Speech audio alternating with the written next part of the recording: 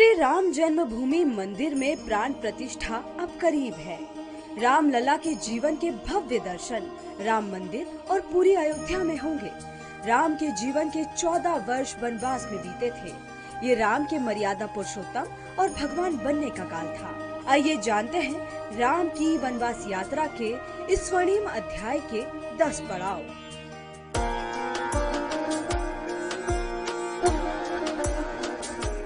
अयोध्या में त्रेता युग में चैत्र मास के शुक्ल पक्ष की नवमी तिथि को अभिजीत मुहूर्त में राजा दशरथ और रानी कौशल्या के घर भगवान राम का जन्म हुआ था। रानी कैकेयी ने भरत और रानी सुमित्रा ने लक्ष्मण और शत्रुघ्न को जन्म दिया था। अयोध्या में ही चारों भाइयों का बचपन गुजरा। गुरु वशिष्ठ के आश्रम में रहकर चारों ने अपनी शिक्षा पूरी की थी। वनवास जाने से पहले करीब 25 वर्ष की उम्र तक श्री राम अयोध्या में रहे। सीता भी वनवास के पहले 12 वर्ष अयोध्या में रही।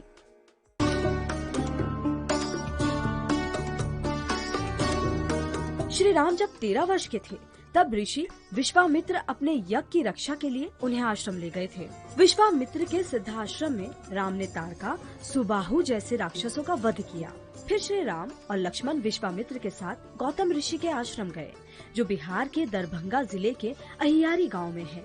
यहाँ भगवान राम ने पत्थर बनी अहिल्या को अपने पैर के अंगूठे से छूकर फिर से जीवन दिया था।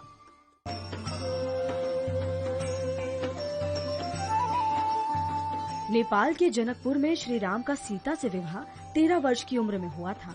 तब सीता की उम्र 6 साल थी। विश्वामित्र को सीता स्वयंवर और धनुष यज्ञ का समाचार जनक के दूतों से मिला था, जिसके बाद वो राम और लक्ष्मण को लेकर जनकपुर पहुँचे थे। स्वयंवर से पहले बगीचे में श्री राम ने सीता को पहली बार देखा था। स्वयंवर के 20 से 25 दिनों के बाद दोनों का विधिवत विवाह हुआ था।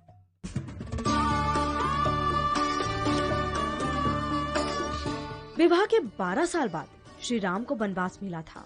उस वक्त उनकी उम्र करीब 25 वर्ष थी। भगवान राम, लक्ष्मण और सीता अयोध्या से करीब 170 किलोमीटर दूर प्रयाग पहुँचे, जहाँ उन्होंने ऋषि भरद्वाज के आश्रम में उनसे मुलाकात की।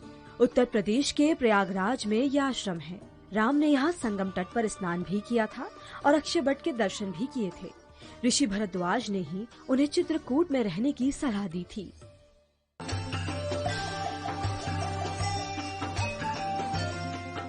प्रयागराज से श्री राम, सीता और लक्ष्मण चित्रकूट पहुँचे।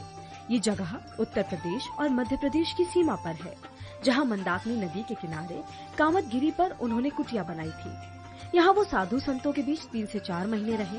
राम भरत मिलाप भी चित्रकूट में ही हुआ था।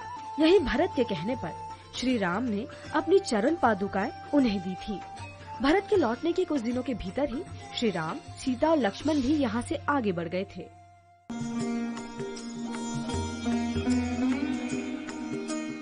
वनवास के दौरान ही श्री राम छत्तीसगढ़, मध्य प्रदेश के कुछ हिस्सों से होते हुए महाराष्ट्र के पंचवटी पहुँचे।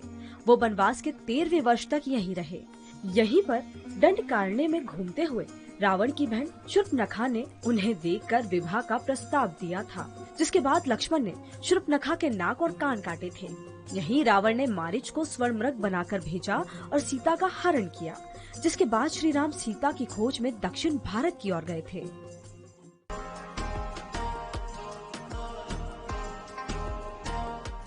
सीता की खोज में श्री राम कर्नाटक के बेलगांव पहुँचे, जहाँ शबरी का आश्रम है। उस समय उनकी उम्र करीब 38 साल थी।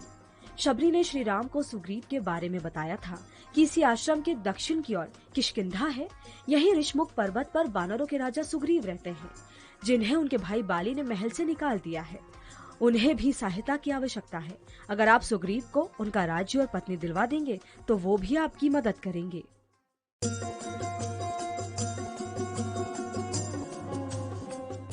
सीता की खोज में श्री राम और लक्ष्मण किष्किंधा की ओर गए।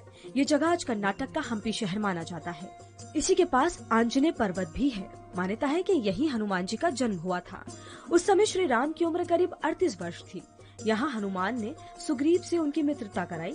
श्री राम ने वाली का वध कर सुग्रीव को किष्किंधा का राजा बनाया और यहीं से हनुमान, अंगद और जामवंत के दल दक्षिण दिशा में गए थे, जहाँ हनुमान ने समुद्र लांघकर लंका में माता सीता की खोज की।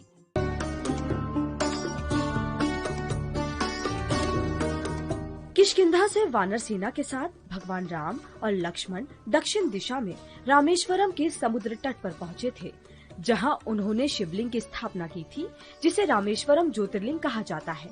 यहीं पर विभीषण श्री राम से मिले और उनके पक्ष में शामिल हुए थे।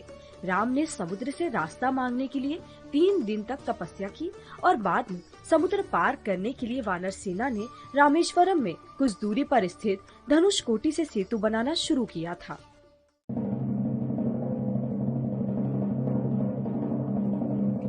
श्री राम वानर सेना के साथ रामेश्वर से समुद्र पार करके लंका पहुँचे। उन्होंने अंगद के जरिए रावण के पास आखिरी शांति प्रस्ताव भेजा था, जिसके बाद दोनों सेनाओं के बीच युद्ध शुरू हुआ। रावण का वध कर श्री राम ने सीता को मुक्त कराया और विभीषण को लंका का राजा बनाया। पुष्पक विमान से भगवान राम, सीता और लक्ष्मण पूरी वानर सेना के साथ अयोध्या लौटे थे, जहाँ भगवान राम का राज्याभिषेक किया गया था।